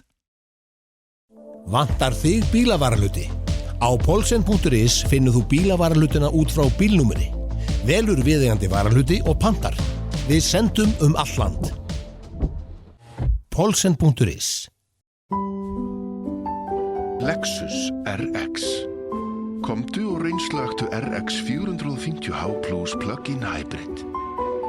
Þín býður óviðjafnaleg upplifun. Lexus Kauptúni. Komið sæl að nýju. Við þökkum þeim góðu gestum sem hér voru fyrir yfirferðina á fréttum vikunar. Nú ætlum við að ræða fréttir næstu vikna, því að í lok þessa mánaðar þá ganga félagsmenn í Viðreisn í Reykjavík að kjörborðinu og velja næsta oddvita flokksins fyrir borgarstjórnarkosningar sem framfara 16. maí. Og þau eru 3 í framboði. Þau eru öll komin hingað upp í hádegismóð og við ætlum að ræða stefnu þeirra og hvernig Viðreisn mun móta sína baráttu verði þau fyrir valinu í þessu ágæta prófkjöri. Velkomin öll sömul. Róbert Ragnarsson, Björg Magnúsdóttir og Aðsteinn Leifsson. Örlítið til að svona setja, ekki merki með heldur, þannig að fólk hafi betri yfirsýn yfir það sem þið gerið. Þú ert ráðgjafi og reynda fyrir sveitarstjórnarmaður, bæjarstjóri í Grindavík, þeim merka bæ. Björg Magnúsdóttir, þú hefur komið víða við. Já. Ert handritshöfundur að mörgum frábærum þáttum. Takk fyrir það og sjálfstætt starfandi og einmitt, ég er orðin fertug þannig ég hef komið víða við Já. á ævinni og þroskast. Já, og stýrir frábærum þáttum í sjónvarpi sem við þekkjum öll. Takk fyrir það. Aðsteinn Leifsson, þú ert í leyfi frá störfum en ert aðstoðarmaður utanríkisráðherra. Og varaþingmaður Viðreisnar. Og hefur að sjálfsögðu komið víða við. Við kynntumst fyrst í Háskólanum í Reykjavík í gamla daga. Rúmlega fertugur og hef gert eitt og annað. Já. Þakka ykkur fyrir að koma til leiks. 31. janúar þá fer fram þetta prófkjör, spennandi barátta. Oddvitinn sem að hefur leitt flokkinn hefur ákveðið hver á vettvangi og þá myndast þetta tækifæri. Og ég ætla bara að byrja því að spyrja af hverju þú, Róbert, í þetta hlutverk að þessu sinni? Já, ég er búinn að vera lengi í þessum geira eins og þú sagðir. Ég hef verið bæjarstjóri áður, fyrst í Vogum, þegar ég var 30 þá byrjaði þessi bæjarstjóri í Vogum og svo í Grindavík og hef verið í ráðgjöf við sveitarfélög, bæði í mínum eigin rekstri og hjá KPMG, unnið mikið af góðum tillögum og verkefni fyrir Reykjavíkurborg meðal annars. Þegar ég ákvaði að hætta hjá KPMG þá hugsaði með mér nú kannski bara komið tími til þess að ég setjist hinum yfir borðið og taki ábyrgð og reyna að hrinda í framkvæmd þeim hugmyndum og tillögum sem við höfum verið að vinna að. Það eru allar skúfur fullar af góðum hugmyndum í ráðhúsinu af einhverjum verkefnum sem að starfsfólk hefur lagt upp og sem að þarf að koma til framkvæmda og ég er bara óþreyjufullur fullur að komast í það að innleiða þessar breytingar sem að eru svo mikilvægir. Ég pumpaði kannski eftir þessar skýrslur og tillögur í skúfunum. Björg, þú hefur nú reynslu reyndar úr ráðhúsinu. Þú varst aðstoðarmaður Einars Þorsteinssonar borgarstjóra. Já, ég var það, sannarlega. Og ég fer inn í það verkefni við Einar höfum þekkst lengi, ég fer inn þar sem aðstoðarmaður hans. Sá meirihluta sáttmáli sem var í gangi sem að Einar ætlaði að fylgja eftir, það var þetta Viðreisn var borð í honum, þetta var bara fínasti málefnasáttmáli, það mætti jafnvel bara draga hann aftur upp. Þar voru áherslur í rekstri, að hraða húsnæðisuppbyggingu og laga leikskólamálin. Ég myndi segja að þetta veru allt eldheitir málaflokkar sem við höfum öll og höfum nú svo sem öll verið að tala að þurfi lausnir. Ég hef líka verið að tala fyrir því að við hleypum bara nýrri kynslóð að og við búum bara til, eða svona drögum dálítið línu í sandinn. Nú hef ég verið eins og þessi góðu herrar hér mér til hægri og vinstri að tala um fólk og hringi fólk og bara svona reyna að finna púlsinn þarna úti í Reykjavík og mér finnst eins og fólk þyrsti í breytingar. Sérstaklega þú tala við unga fólkið. Það er ekki hægt að kaupa sér íbúð, þau bara eru föst heima heil lengi, það er engin leikskólapláss, það er bara önnur sveitarfélög að bjóða þarna betur. Mér finnst þetta ekki ásættanlegt að það sé svona ástætt í höfuðborginni þegar við horfum til ungu kynslóðurinn og þetta langar mig bara að fara að setja á dagskrá og beita mér fyrir. Aðsteinn, þú kemur úr auðvitað annar átt en þau, en ert komin inn í pólitíkina, auðvitað tókst þátt í þingkosningunum. Já. Og virkur í pólitíkinu afskaplega vandarsumur ráðuneyti þessa dagana. Það er nú ekkert grín held ég að vera utanríkisráðherra í núverandi stöðu. Nei, það vera áskorun er líka mjög skemmtilegt. Þú ert ekki að flýja frá utanríkismálunum með því að reyna að komast í þetta? Nei, alls ekki. Ég ákveða að fara í þetta vegna þess að ég er brennandi áhuga á Reykjavík, miklu ástríðu fyrir Reykjavík og vegna þess að ég sé alveg eins og þau kom inn á hvaða mikil þörf á því að ráðast í breytingar. Við sjáum þörfina allstaðar. Við sjáum hana í þessum biðlistum í leikskólanum og biðlistar eftir dagvistun aldraðra jafnvel ennþá lengri heldur en í leikskólanum. Við sjáum að kostnaðurinn við miðlarekstur Reykjavíkurborgar allt of hár í samanburði við önnur sveitarfélög og það greinlegt að við þurfum að koma inn í þennan rekstur með mikið meiri fókus, að einbeita okkur á því sem raunverulega skiptir máli fyrir borgarana í Reykjavík og sleppa hinn og hafa hugrekki til þess að gangi að selja eignir og bjóða út verkefni og þess aftar. Og svo náttúrulega blasir við okkur öllum. Við þurfum ekki að keyra upp í hádegismóð til átt okkur á því að við þurfum að taka á skipulagsmálunum og okkur því sem Björg var að tala að Reykjavík þarf að stíga þau skref sem Reykjavík getur stígið til þess að vinna á þessum húsnæðisvanda. Þetta fjölþættur, erfiður og þungur vandi og auðvitað snýst þar hlutatölum þættir sem að við höfum ekki á stjórn okkar eins og vexti og byggingarreglugerðina sem betur fyrir að vera að taka á og einfalda núna. En það upp á okkur að koma með lóðir fyrir verktaka og búa til umgjörðina þannig að markaðurinn geti leyst þetta vandamál sem við erum að fást við.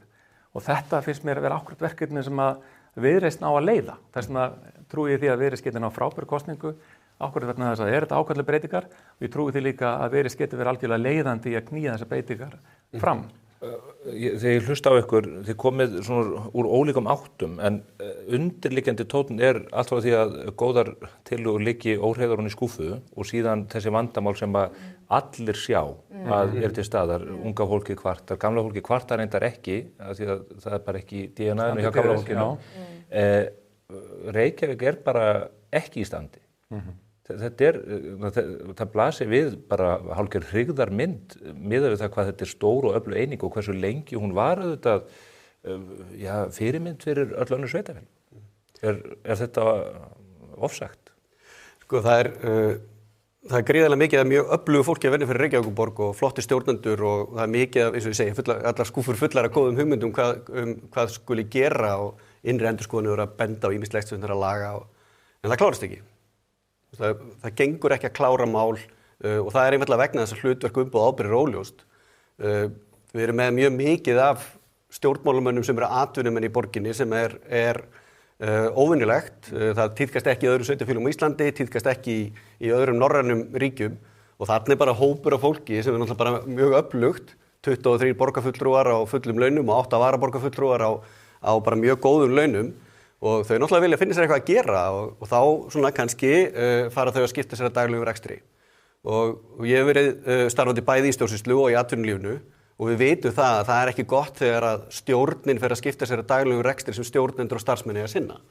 Og þarna eru óljós ábyrgðarskil sem að tefja mál og gera málun of flókin og erfið og það er stór orsakaþáttur í því að menn bara klára ekki mál og get ekki innleitt góðar hugmyndir í borginni og þetta er það sem við þurfum að laga. Viltu að borgarfulltrúar verði þá ekki lengur í fullu starfi? Ég held að sé bæði dýrt og óskilvirkt að vera með svona marga borgarfulltrúa í fullu starfi. Þú eru fannir að flækjast fyrir? Já, því þetta er duglegt fólk og þau vilja fara að gera eitthvað og þá fara að skipta sér að daglegu rekstri. Þannig ég vil bara að borgarráð og þeir sem eru að taka mesta ábyrgð, formenn, fagnefndina og aðri slíkir, þetta er fólk sem þarf að vera í fullu starfi og einbeita sér að því og aðrir geta verið í lægri starfshlutföllum og eru bara í sínum störfum, eru góðum tengslu við atvinnulíf og samfélag bara í sínum störfum annars staðar og koma með þá reynslu á borðinu. Þetta er góður punktur, mér langar að grípa boltann bara örstutt. Vegna þess að núna lagði Viðreisn fram bara fyrir nokkrum dögum síðan tillögu það að það er eingöngu faglega skipað í stjórnir innan ýmsu félaga borgarinnar. Og þetta skiptir máli vegna þess að fyrirtæki borgarinnar eru með eiginfjárreikning sem er töluvert stærri heldur en rekstur borgarinnar. Orkuveita. Nákvæmlega. Og auðvitað það hafi verið stigin skref til þess að skipa faglega í þessar stjórnir. En síðan er ákveðin hluti stjórnarmanna ennþá sem eru pólitískt skipaðir. Og þetta eru pólitísku kjörnu fulltrúarnir. Þarna þurfa að skrifa til fulls og hafa einungis faglega skipa fólk til þess að vinna samkvæmt vel skilgreinti eigendastefnu. Og þetta var ekki klárað og pínlítið fyrirsjáanlegt að núverandi meirihluti vildi ekki gera þetta, en þetta er eitt af því sem við þurfum að knýja fram þegar við förum í nýja meirihluti í borginni. Erst þú hrifin af hugmyndinu að borgarfulltrúar verði starfandi annars staðar í samfélaginu og komi inn eins og þú nefnir á öðrum Norðurlöndum og í öðrum sveitarfélögum? Ég búið í 5 löndum utan Íslands og síðast bjó ég í Sviss. Og þar var þetta ekki einungis í borgarmálunum heldur líka að hluta til í þingstörfu, að fólk var þar í hlutastarfi til þess að halda tengslunum við atvinnulífið, halda tengslunum við samfélagið í heilsinni og mér finnst þessar hugmyndir vera góðar að gjalda verðar. Þetta ekki eitthvað sem við ákveðum einn, þetta hluti af stærra ferli sem þau fara í gegnum. En mér finnst að við erum að skoða þetta rækilega og setja þetta líka í samhengi við það að þegar við förum að taka til í rekstri borgarinnar og fá meiri fókus í rekstri borgarinnar, þá hljótum við að byrja á því að skoða fyrst toppinn og þar sem kostnaðurinn mestur og líka til þess að skapa gott fordæmi fyrir allar aðra breytingar sem við viljum gera. Þannig minnst að áhugaverð og góð umræða. Má ég segja eitt varðandi þetta, mér finnst áhugavert að segja þetta og ég get tekið bara undir rosalega margt sem þeir eru að segja. Ég get líka tekið undir margt sem frambjóðendur í öðrum flokkum er að segja.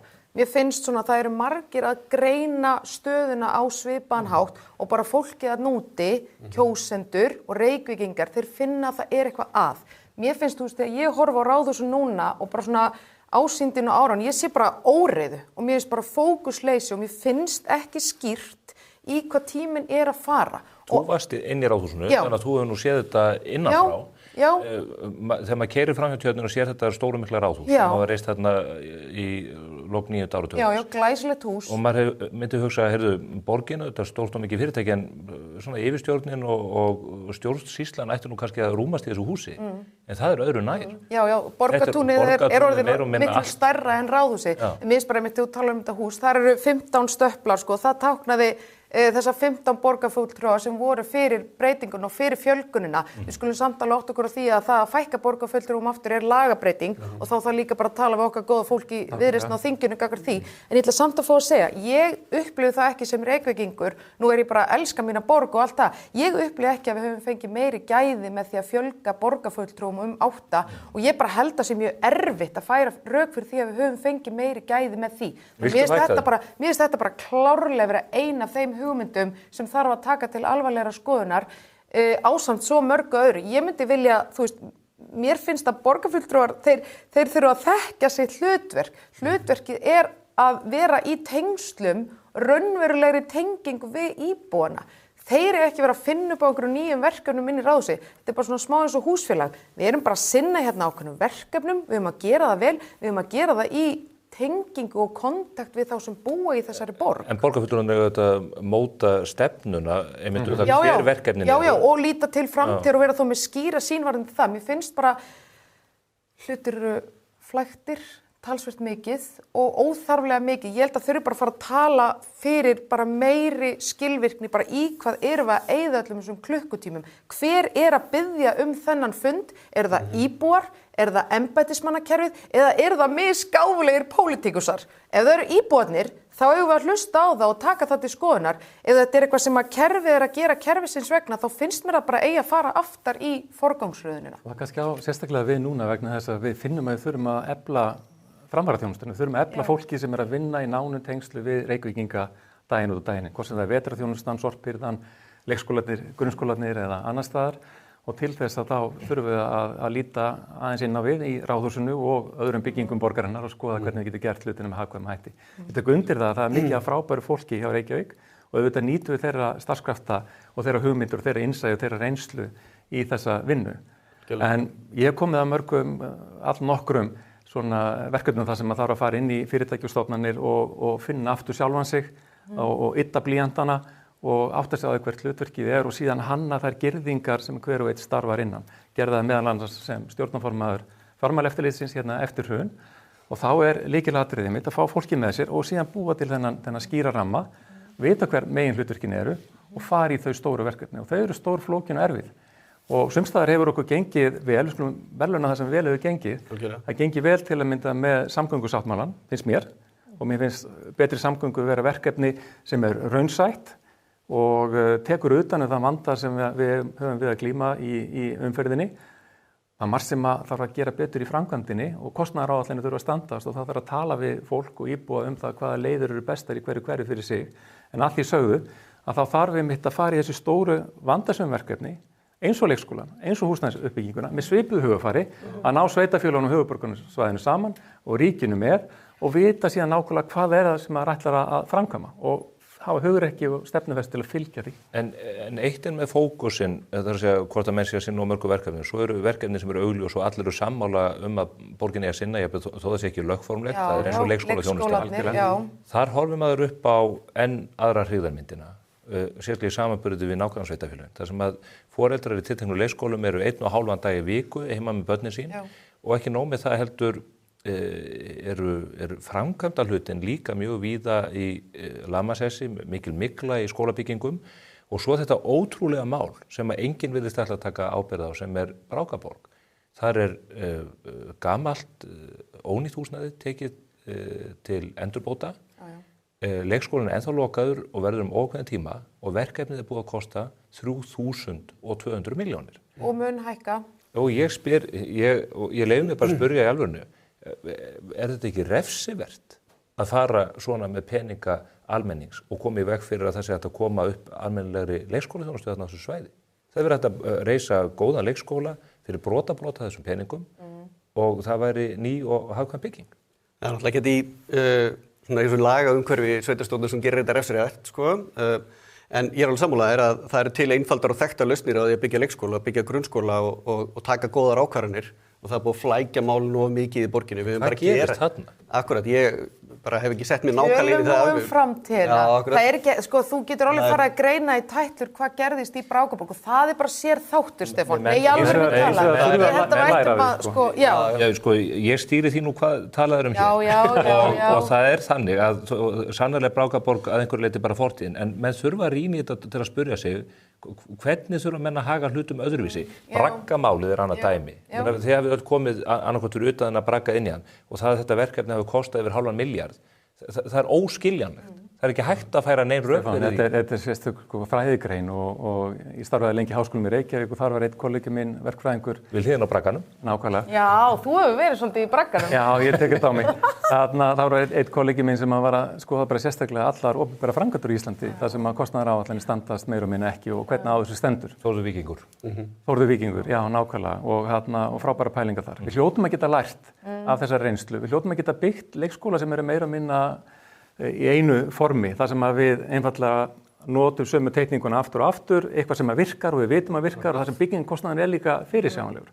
Við hljótum líka að geta verið góður eigandi fasteigna og ég held að þessi hluta til út af því að fólk hefur öðru hvoru farið í einhvers konar flata niðurskurð þar sem að niðurstaðan hefur einfallega verið sú að menn sem hefur frestum bara öllu viðhaldi og náum sparnaði, svo kemur á lóðbent í baki á okkur nokkrum árum seinna. Við hljótum að geta rekið þessar fasteignir þannig að við séum ekki sífellt að fást við drauga fortíðar og myglu niður alla veggi.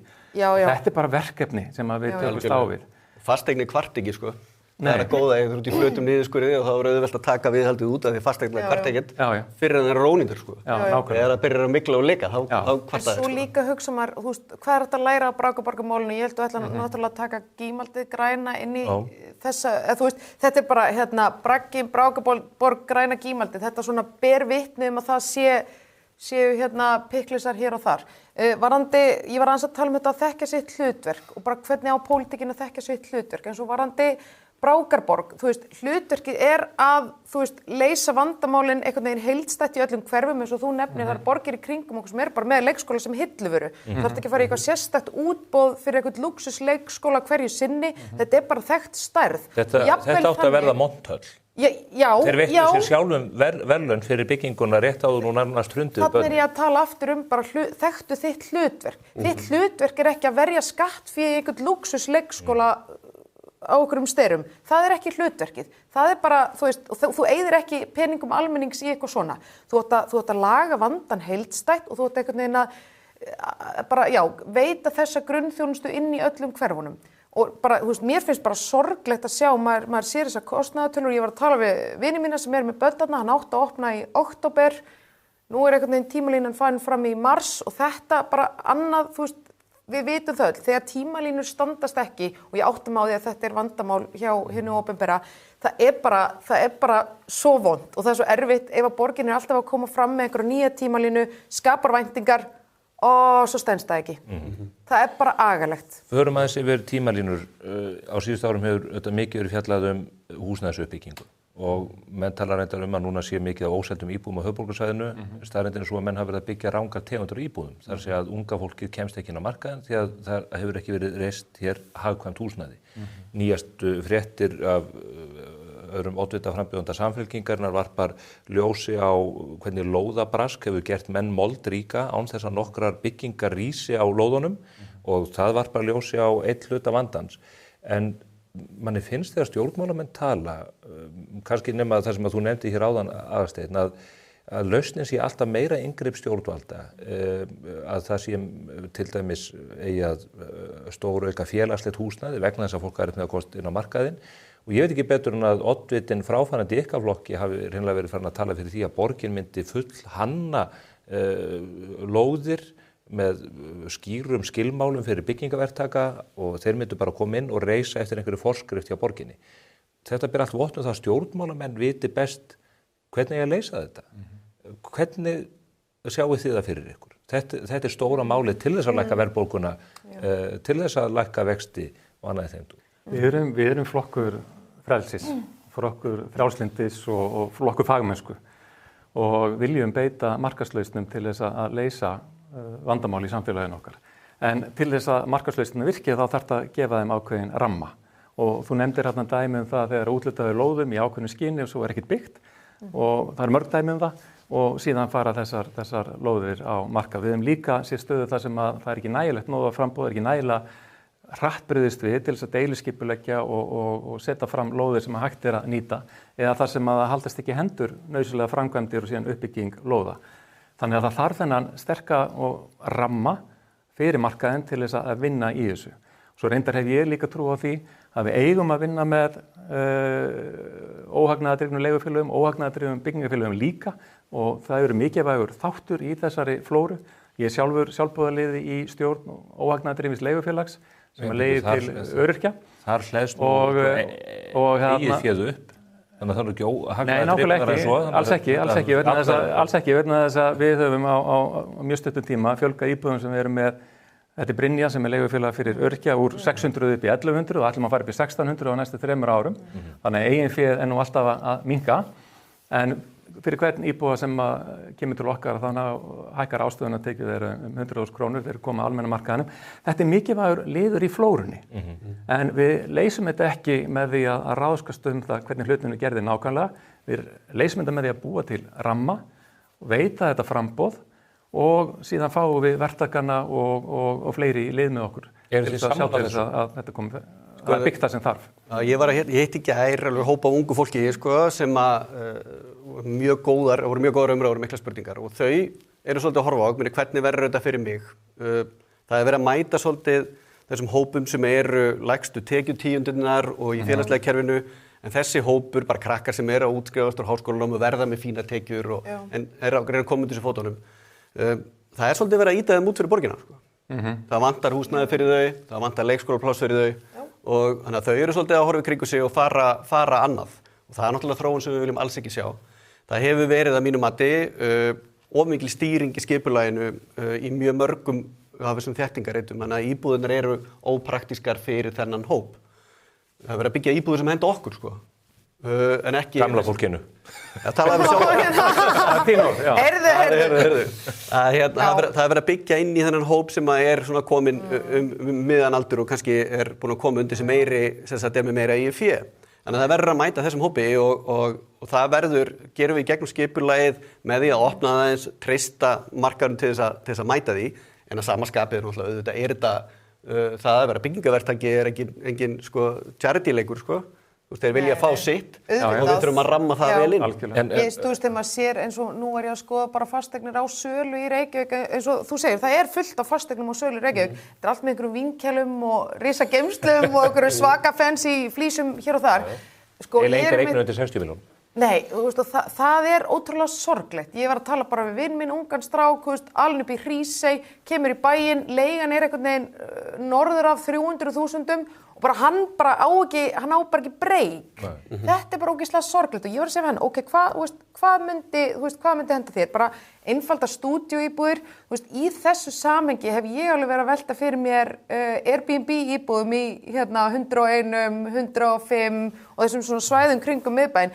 Ég hóf minn búskap í einhverju skonsu og lokastíg og annar punktur sem langar að nefna varðandi þetta, því að nú fer maður í matabóð hjá sínum öðrum miðaldra vinum og það er alltaf eitthvað 27-8 ára manneskja við borðið sem kemst ekki að heiman sem er bara ágætt, skilurðu. En þetta, þú tekur ákveðið svona þroskaferli frá mannesku ef að hún fær ekki að komast að heiman. Og ég held að þetta getur bara haft áhrif á bara hvernig líður okkur, þú veist, erum við með sjálfstraust, erum við sjálfbjarga, af því að hvað fattar maður þegar maður flytur á heiman? Maður fattar að maturinn kemur ekki á borðið að sjálfu sér, maður lærir á þvottavél og maður bara lærir að lifa. Sko grundvöllur lýðræðis á Íslandi, að fólk á eitthvað undir sér og getur tekið ákvarðanir til dæmis bara stuðning við stjórnmálaflokka eða hvað það er út frá því, að þú ert ekki upp á einhver aðra komin og til ákvarðanir. Akkurat. En þetta augljóslega eitt af stórum málunum. Það er ramminn, en svo skoða maður hvað borgin að gera og það mikið talað Úlfarsárdalinn og þar virðast menn vera á leiðin í einhverja katastrófu hvað var það byggingamagn og þéttleika og það á að vera laust. Samt það sá fjöldi íbúða sem að þar á að reisa kannski rétt ríflega ársþörf. Svo það Keldnaholti sem mjög spennandi verkefni út frá samgöngu breytingunum sem að verða. Það virðist þetta að taka mjög langa tíma. Það heldur ekkert svo gríðarlegt magn. Hvar sjáu þið fyrir ykkur að borgin stækki? Já, þegar stórt spurt. Þetta bara sennilega eina spurningi sem við þurfum að svara. Já, ef ég má byrja, sko, eins og með margar stórar og erfiðar spurningar að þá svarið ekki einfalt. Og það ekki eitthvað eitt svar eða eitthvað eitt staður þar sem borgin mun byggjast upp. Við höfum síðan talsverða þéttingu byggðar á undanförnum árum og það hefur verið gagnrýnt víða mjög harðlega hvernig að því hefur staðið. En margt að því hefur líka tekist gríðarlega vel. Og það ennþá þéttingarreitir sem í vinnslu og eins og til og með í kringum Kringluna og Skeifuna. Þeir eru fógdýrir. Sem eru fógdýrir, alveg rétt og fleiri sem að koma inn. En enga síður hluti af því púsluspili að leysa þetta. Og það eftir að koma inn reitir eins og kringum Hátúnið og hér og þar. Og ég samfærður að við getum haldið eitthvað áfram að þessari braut en þá í góðri samvinnu við borgarbúa til að mynda sátt þessu uppbyggingu.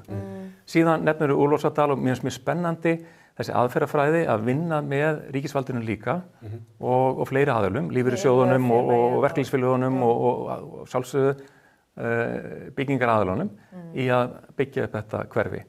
Mér hefur þótt pínlítið eins og lofurðum 4.000 íbúðir hljóma svona eins og áramóta heit, vegna þess að maður sér ekki, nákvæmlega eins og þú varst að segja, þegar maður kafar aðeins dýpir inn í þetta, að þetta sé raunhæft. Raunhæfari liggur ykkur staðar í kringum 2.000 til þess að byrja með, en þarna sé byggingarsvæði sem að getur byggst upp og þetta hluti af lausninni. Við þurfum bara að passa upp á það að fólk hafi við valfrelsið. Ef fólk vill búa í nágrenni við náttúruna, eins og í Úlfarsárdal, eins og í Grafavogi víðar, að það á það að geta búa í nágrenni við náttúruna. Og svo sjáum við náttúrulega Keldnahverfið, það talsvert stórt. Það er svo stórt hverfi og síðan þurfum við þurfum með opnum augum að horfa líka til annar reita og það megi ekki vera trúarbrögð að gera það ekki. Þannig að þetta leysist á þessum mörgu stöðum. Já, ég ætla að fá að segja eitt varðandi þetta og það er líka við bæti inn í sveðum, það er náttúrulega verið að vinna í Ártúnshöfðunum. Það á að koma eitt stykki Akureyri, þetta er gert ráð fyrir 20.000 íbúum þar. Eitt sem ég vil segja varðandi þessa stóru byggingareiti og byggingasvæði, það vantar dálítið bara svona heildar hugsun og samhengi í þetta. Til dæmis við sjáum fréttir úr Gufunesi, fólk sem löngu flutt þar inn, en innviðina vantar. Það vantar samgöngur, það vantar leikskóla, það vantar jafnvel vegi. Þetta bara eins og krækibér í helvíð. Þín orð. Það gengur ekki einu fyrir strætó. Það sem ég ætla bara að fá að segja varðandi þetta, þetta hangi bara allt svo svakalega saman. Og þannig að þegar þú ert að gera þetta, þá verður einhvern veginn að gera ráð fyrir því þú ert að rukka allt upp í topp. Þú ert að selja lóð og byggingarétt og innviðagjöld og gatnagerð og allt þar fram til götunum. Þú fær bara summu frá byggingaraðalunum, svo fer þessi peningur bara eitthvað skutlast inn í einhverja hít og engir innviðir eru til staðar. Mér finnst þetta vera svolítið svona... Og líka við Vogahverfið, það er hvart fólk sáran undan því, en það bólar ekkert á... Mér er svona aðeins vanta bara eitthvað svona praktíska, erum við búin að horfa hérna á 360 dæmi, þú veist, er þetta bara raunhæft, er þetta ganga upp, er fólkið ánægt og þá aftur að þessu bara samtali við íbúana. Hvar eiga þessar íbúðar að rísa? Hvar? Sem sagt bara nýju íbúðunar. Já, bara til framtíðar. Hvar mun Reykjavík stækka? Já, ég meina það eru nokkuð svæði hérna nefnd og ég nefni Ártúnshöfðan, svo náttúrulega Reykjavík á fullt af landi á Kjalarnesi og ég veit það að þar voru setta nokkrar einbýlishúsalóðir í sölu núna fyrir rúmu ári. Mér fannst það frábært, þú veist, ég bý í einbýlishúsi, mér finnst það æðislegt og mér finnst gott að geta haft val það. Ég er á því skeiði í lífinu núna, það hendar mér og minni fjölskyldu. Einhvern tímann verð ég komin hann með vinkælinn upp á 10. hæð einhvers staðar, en skilur mér, þú verður að hafa fjölbreytni í þessu og leyfa fólki að velja. Hvar, Róbert, myndir þú Já, ég meina þess að þau eru búin að koma inn á hérna, kollega mínir sko, að það eru margir reitir og þetta er ekki eitthvað eitt svæði. Ég held að sko, með tilkomu Sundabrautar þá opnast fyrir hérna möguleika að nota að byggja meira upp á Kjalarnesinu, vonandi Geldinganesinu. Geldinganesið raunhafur, ég held að það verið í sveitarstjórnarkosningunum 2002. Já. Þá var mikil umræða þetta og það var mjög umdeilt þá. Já. Og meiri hlutin sem var myndaður eftir var algjörlega mótfallin en þegar maður flýgur til dæmis frá Akureyri og lendir á hinnum dásamlega Reykjavíkurflugvelli þá sér maður þetta byggingarland eiginlega í hillingum. Og það er náttúrulega, sko, þetta er ekki á aðalskipulagi núna, þú veist, það þurfti að breyta skipulagi til að gera það. En þetta er eins og Björg segir, sko, þetta hangir allt saman. Ég meina þarna er verið að innheimta mikla tekjur, innviðagjöld og byggingarétt og annað slíkt sem að fer inn í hítin eins og þú segir. Já. Og það gerir það að verkum, að því að borgin hefur verið í rekstrarvandræðum og er að nýta þessa peningar til þess að koma sér í gegnum reksturinn og þá fylgja innviðirnir ekki með og ég hef sagt það að við þurfum að bæta rekstur borgarinnar einhverja 5-7 milljarða ári til þess að geta skila þessum peningum bara beint út í fjárfestingarnar þannig að þið skili sér inn í leikskóla, grunnskóla, aðra innviði við getum gert raunverulega göngubrú hérna úr Vogahverfinu og yfir í Vogaskóla það lá alveg fyrir að þessi krakkar þurfti að ganga þangað þannig að við þurfum að laga til í reksturinn til þess að gera það og það er eitthvað sem við getum bara gengið í strax. Það er eitthvað sem ég hef gert áður. Það var mjög svipuð staða í Grindavík þegar ég kemur þangað og vera pólitískur svona óróleiki, kjörtímabili áður, vantraust gagnvart bæjarstjórn. Við gengum í það strax að taka til í reksturinnum, skýra stjórnskipulagið, fórum í mjög virt samtal við bæði starfsfólk og íbúa til þess að byggja upp traust og það tókst.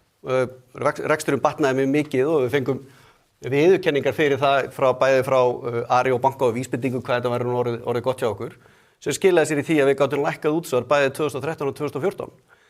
Þetta er vel hægt sko, og ég held að staða Viðreisnar er svo að fólk horfið til Viðreisnar núna og segir þetta er flokkurinn sem stendur fyrir ábyrgan rekstur, er tilbúin að taka erfiðar ákvarðanir í ríkisstjórn og það er það sem við viljum gera í Reykjavík og ég hef gert þetta áður og ég ætla að gera það bara aftur. Viltu lækka útsvar? Já, mjög gjarnan. Ef við tökum til í reksturinnum og náum að skila þeim árangri til íbúana.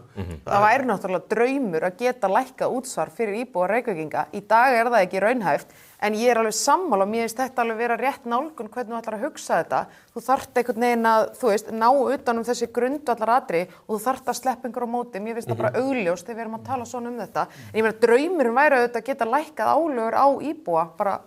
Ég meina það hlýtur alltaf að vera bara en til þess að geta það er ekki stefna Viðreisnar í landsmálunum fjármálaráðherra Viðreisnar er að pumpa upp skatta hér á fólk. Það var eftir hvernig á það er litið. Nú er verið að tala að búið að hækka skatta almennt útgjöld ríkisins hækkun 140 milljarða en svo þegar þú leiðréttir það fyrir verðlagi þá ertu komin niður í 70-80 milljarða en þegar þú skoðar það með þeim eina mælikvarða sem vanlega er notað sem er hlutfall af vergri landsframleiðslu þá er það 0 sko en verðbólgan færi 5,1% út af þessum aðgerðum. Nákvæmlega, en það sem við erum að ná hins vegar er og það er hluti af þessu púsluspili öllu saman og ég vona að stjórnvöld sýni staðfest í því er að skila hallalausu fjárlögum á næsta ári og að sjálfsögðu viljum við gera það án þess að hækka skatt og álögur á fólk við skattleggjum okkur ekki út úr vandræðum heimilina en til þess að geta líka sanngirni Reykjavíkurborg hefur verið að stækka mjög hratt og það eru vaxtarverkir og við sjáum það ekki bara á Reykjavíkurborg heldur líka öðru sveitarfélögum sem að stækka mjög hratt en þá þarf að takast á við það verkefni og það er þungt og erfitt verkefni en eins og heyrir hérna hjá okkur þá ertu bara með frábært teymi hérna til þess að takast á við það og ég vona hvernig sem það hefur verið stilt upp að við fáum umboð til þess vegna þess að við erum líklegri finnst mér heldur en allir aðrir til þess að framkvæma breytingar. Þið verðið ekki öll í oddvitasætinu svo að það sé tekið fram við fyrir áhundu. Þetta verður þríforkur sko, við bara sótt fram. Það er nú ekki alltaf góðu karakter sem heldur á honum svona í sögulegu tilliti.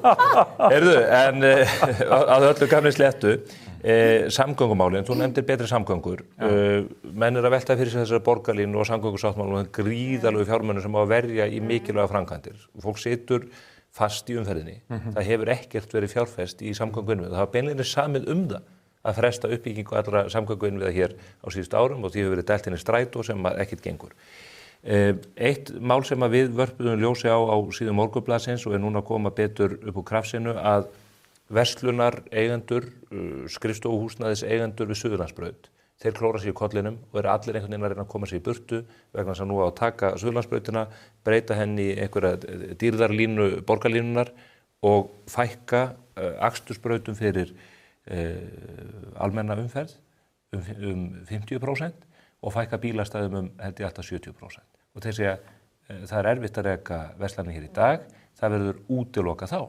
Býttu, eitt varandi þessi bílastæði, öll þau bílastæði sem eiga að fara undir þessu framkvæmdir eru bílastæði sem borgin á.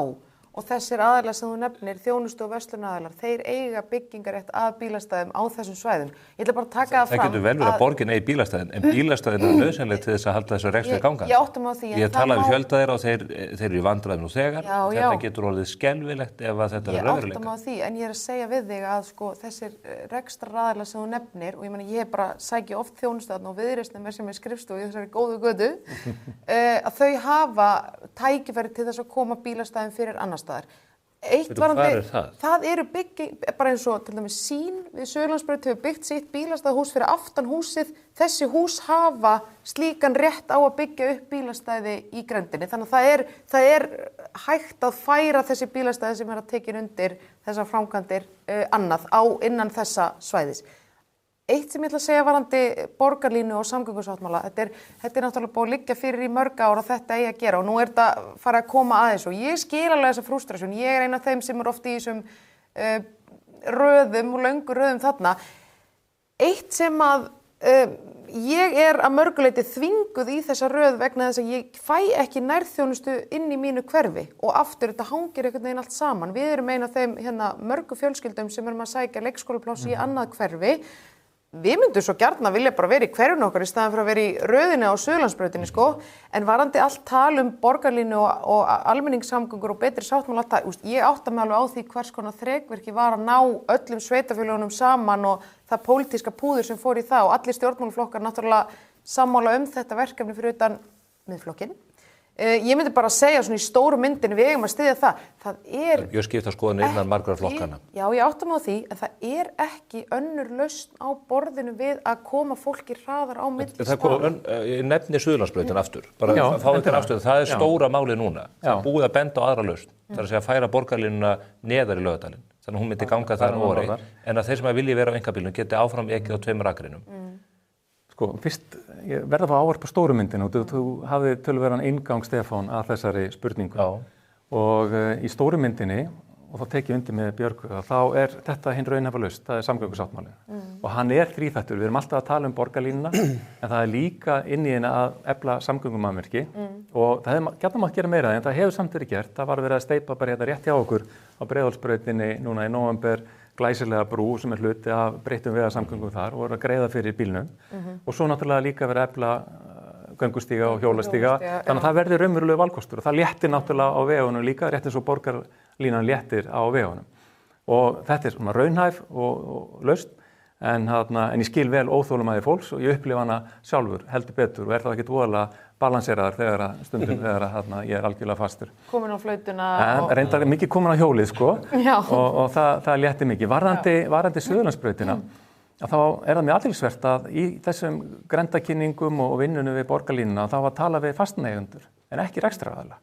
Nú er búið að kippa því í liðin eftir að búið er að kvarta yfir því og ræða það. Auðvitað þarf að tala við rekstraraðilinn og gera þetta í sátt og samvinnu við rekstraraðilinn og íbúana.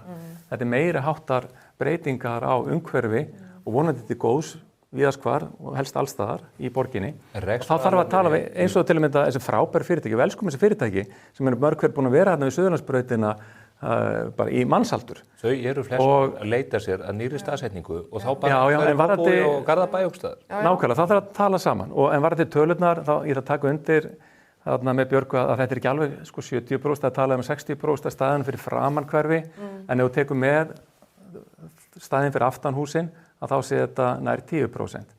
En síðan er líka spurning hvernig leysur umferðina og flæðið og svo framvegis. Þetta er best leyst í góðu samtali við atvinnulíf. Ef við hefum ekki samtali við rekstraraðilinn íbúðana þá missum við stuðningin. Og ef við missum stuðning við svona stórt og dýrt verkefni að þá lendum við í vandræðum. Að því sögðu, ég er fulla sannfæringu fyrir því að við verðum að leggja þessa borgarlínu og við verðum að gera það núna vegna þess að það verður seint ef við gerum það seinna og eftir því sem þessum framkvæmdum vindur fram og það munum við sjá betur og betur hvernig það nýtast okkur til að komast greiða leiðar okkur. Er ekki betra að leggja hana það sem möguleiki til án þess að skerða aðgengi að öðrum kostum það er að segja þeim kosti sem bara langflestir kjósa að nota. En Stefán Einar, hefur þú séð brekkuna niður í Laugardal, grasbrekkuna og aspar garðinn þar? Viltu taka bara, hvernig er að framkvæma borgarlínu lausn í þessari grónu brekku? Menn reistu Eiffel-turnin á 19. öld. Ég hef engar áhyggjur. Þá ertu bara farin að ganga á önnur gæði í borgarlandinu. Ég meina, höfuðborgarsvæðið hefur verið fjársvelt mjög lengi eins og komst inn á í samgöngumálum og í þessum samningi þá loksins verið að bæta í. Og ég tek undir það með frambjóðendum mínum að borgarlínan og bættar almenningssamgöngur það er leiðin til þess að bæta stöðuna á höfuðborgarsvæði sem að vill verða alvöru borg. Þannig að við verðum að bæta því. Við erum á svona breytingatíma, Þetta er svolítið svona, borgarlínan verður tilbúin til 10 ára og þá verður allt frábært og lífsgæðin verður betri, en meðan á þessu stendur og þá er þetta erfitt. Og mér finnst þetta svolítið eins og þegar maður er að taka í gegn baðherbergið. Það er bara lífsgæðin verður betri og allt frábært og fjölskyldum verður ánað þegar þetta er tilbúið en við verðum samt að fara á klósetti, Og þannig að við verðum að hugsa fyrir þessum lausnum núna. Við verðum að ganga strax í að bæta flæði í umferðinni með snjöllum ljósastýringum, með að setja mislæg gatnamót á Sæbrautina, laga til þannig að flæðið verið gott. Þannig að við getum ekki sagt við fólk bara haldið í ykkur í umferðinni 10 ár, þetta verður geggjað. Þannig að við verðum að fara strax núna í aðgerðir sem að bæta umferðarflæðið og samhliða að svona breyta ferðavenjum og koma fólki meira inn í almenningssamgöngur. Góðu vinur minn keypti einbýlishús á Kjalarnesi árið 2001 vitandi það að Sundabrautin væri á næsta leiti og hann sá fyrir að fasteignaverð myndi hækka mjög hratt. Akkurat. Ég renn á Kjalarnesi. Það þarf að taka þessar stóru ákvarðanir, Það er ekki hægt að bíða bara endalaust og skjóta þessu eitthvað áfram. Heldur betur ekki. Þetta er efnisrík og góð umræða. Það verður spennandi að fylgjast með baráttunni fram til 31. janúar og við munum auðvitað flytja fréttir af því hér af vettvangi Spursmála og Morgunblaðsins. Við ætlum síðan að fylgja ykkur eftir í baráttunni fram að 16. maí. En ég þakka ykkur kærlega fyrir gott spjall, Aðalsteinn Leifsson, Björg Magnúsdóttir og Róbert Ragnarsson. Takk fyrir okkur. Þá látum þessu lokið á þessum ágæta föstudegi. Við þökkum ykkur fyrir samfylgdina í dag. Ég minna á bókaklúbb Spursmála. Ævisaga, sjálfsævisaga Karls Sigurbjörnssonar til umfjöllunar þennan mánuðinn. Hvet ykkur til að fara í pennan og útvega ykkur eintaka henni á 4.999 krónur. Við munum í lok mánaðar síðan setjast niður og farið þau mál. Inn á Spotify síðan komið spjall mitt við Loga Einarsson, menningarmálaráðherra, Íslandsklukkuna. Það var skemmtilegt spjall, skal ég segja ykkur, og hvet ykkur til að stinga töpunum í eyrun og hlusta á þetta, hvort sem þeir eru ræktinn eða út að labba. En við sjáumst að viku liðinni. Verið sæl.